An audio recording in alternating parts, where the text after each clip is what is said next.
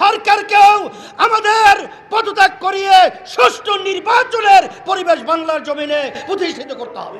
এই পাগল এবং বিকারগ্রস্ত এই সিএসের বিরুদ্ধে অবস্থানের তৈরির মাধ্যমে সুন্দর একটা বাংলার জমিন পরিবেশ। আসসালামু আলাইকুম সুপ্রিয় দর্শক বন্ধুরা, অবশেষে সিসির পদত্যাগ করতে বাধ্য হচ্ছে বাংলাদেশ ইসলামী আন্দোলনের নেতাকর্মীরা।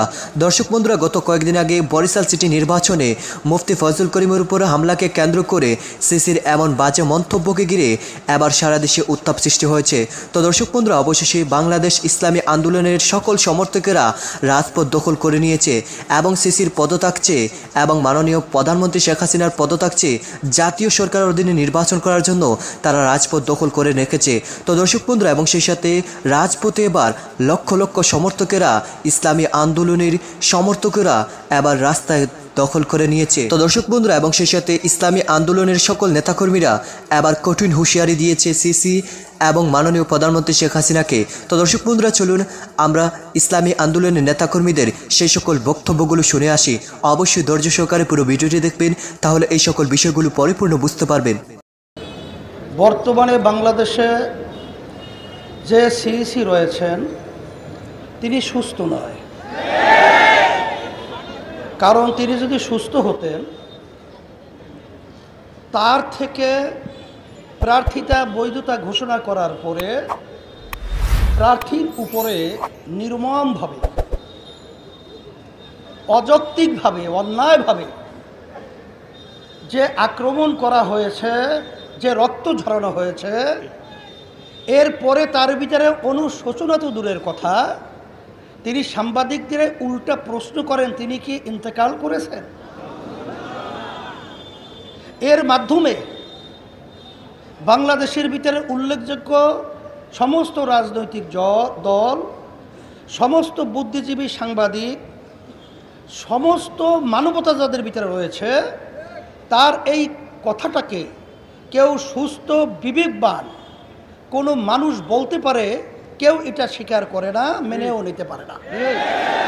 এর মাধ্যমে প্রমাণিত হয়ে গেল যে বর্তমান সিইসি আসলে তিনি সুস্থ নয়।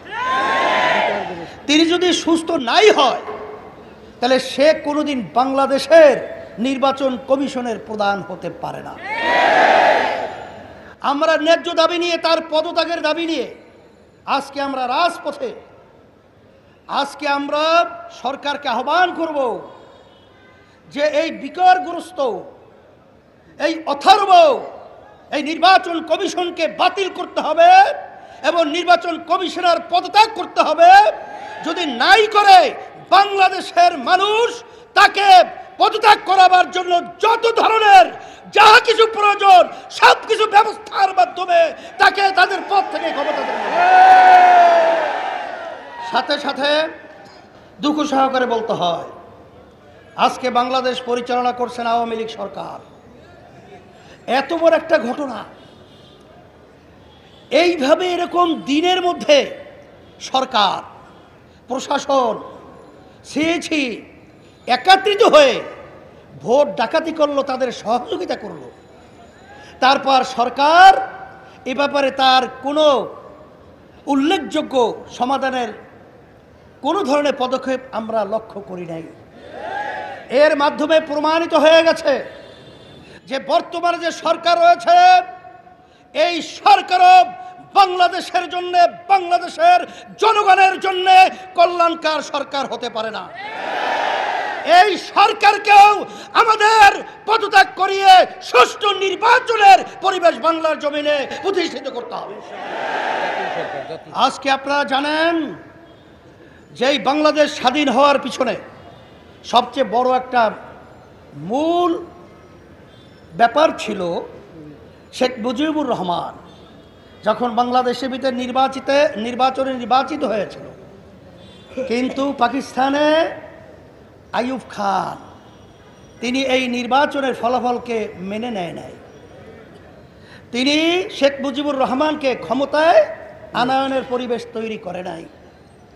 তখনই কিন্তু এই বাংলাদেশের মানুষ সুষ্ঠু সুন্দর নির্বাচনের ব্যাপারে এবং এই ফলাফল মেনে নেওয়ার ব্যাপারে তারা কিন্তু সংগ্রাম করেছিল, স্বাধীনতা যুদ্ধ করেছিল, লক্ষ লক্ষ মানুষ জীবন দিয়েছিল। আমি সরকারকে, বর্তমান আওয়ামী লীগ, তাদের স্মরণ করে দিতে চাই যে আওয়ামী লীগ যেই নীতি আদর্শের উপরে ভিত্তি তৈরি হয়েছিল, আজকে আপনারা সেই নীতির থেকে সরে গেছেন, আপনারা সেই ভিত্তির উপরে নেই। এর অর্থই হলো আপনারা বাংলাদেশের মধ্যে আপনারা সরকার আবার নতুনভাবে গঠন করবেন, দেশ পরিচালনা করবেন, এটা কখনোই আর স্বপ্নের বাংলাদেশ হতে দেওয়া যাবে না। এর পরিবর্তনের জন্যই আমরা বারবার বলে আসছি যে আমরা জাতীয় সরকারের মাধ্যমে যে সুষ্ঠু নির্বাচন হবে সেই নির্বাচনে আমরা অংশগ্রহণ করব।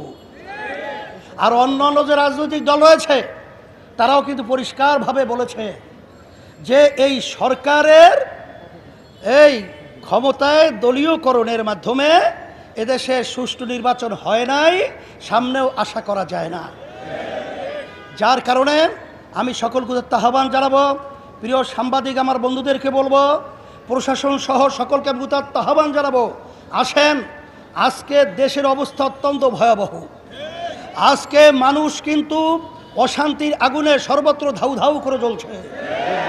এর দ্রব্য মূল্য সহ সর্বত্র আজকে দেখেন, জনগণ তো কারেন্টের কখনো বিল বকেয়া রাখে নাই, যদি নাই রেখে থাকে সেই টাকাগুলো কোথায় গেল? আর প্রশাসন ভাইদেরকে আমি বলবো, আপনারা বাংলাদেশের জনগণের বন্ধু, আপনারা কিন্তু কোনো আওয়ামী লীগের বন্ধু নয়, আওয়ামী লীগের কোনো আপনার চাকরিজীবী নয়, তাদের কোনো দলীয়করণের দায়িত্ব পালন করার জন্য আপনারা আসেন নাই। আপনারা দেশের জন্য, বাংলাদেশের জনগণের শান্তির জন্য আপনারা দায়িত্ব পালন করবেন, এটাই হলো বাস্তবতা। এর ব্যতিক্রম যদি করে থাকেন, গাদ্দার হিসেবে বাংলার জমিনে প্রমাণিত হবে। সেই হিসাবে সমস্ত প্রশাসন ভাইদেরকে আমি বলবো, আসেন, দেশের স্বার্থে বাংলাদেশের জনগণের কল্যাণের জন্য আপনাদের ভূমিকা আমরা আশা করি এবং সকলকে আহ্বান জানাবো, আসেন, এই দেশে যে রাজনৈতিক সংকট চলছে এই সংকট উত্তরণের জন্য আমরা সবাই একত্রিত হই। এই পাগল এবং বিকারগ্রস্ত এই সিএসের বিরুদ্ধে অবস্থানের তৈরির মাধ্যমে সুন্দর একটা বাংলার জমিন পরিবেশ তৈরি করার জন্য সকলকে আহ্বান জানিয়ে আজকে আমি এই অবস্থান আপনাদেরকে ধন্যবাদ জানিয়ে, আর এর পরেও যদি ইসি এবং সরকারের কোনো চিন্তার পরিবর্তন না ঘটে, আমরা বাধ্য হব পরামর্শ ভিত্তিক এর চেয়ে কঠিন কঠিন আমরা আন্দোলনের মাধ্যমে আল্লাহর ফজল করমে আশা করছি এই পাগলেছি, এই বিকারগ্রস্তেছি বাংলার জমিনে দায়িত্ব পালন করতে পারবে না। তো দর্শক বন্ধুরা, আপনারা হয়তো চরমোনাই পীরের এই হুঙ্কারগুলো শুনে এবং বাংলাদেশ ইসলামী আন্দোলনের সমর্থকের এই রাজপথ দখলগুলোকে কেন্দ্র করে এবার ব্যাপক উত্তাপ সৃষ্টি হয়েছে।